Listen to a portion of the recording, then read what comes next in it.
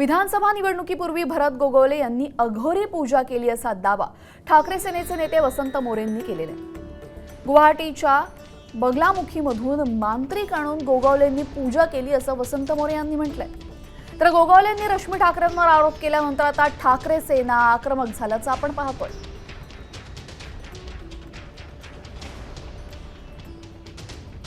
ही 17 October 2024 ला जो तुमच्या घरामध्ये तुम्ही बागलामुखी म्हणून जे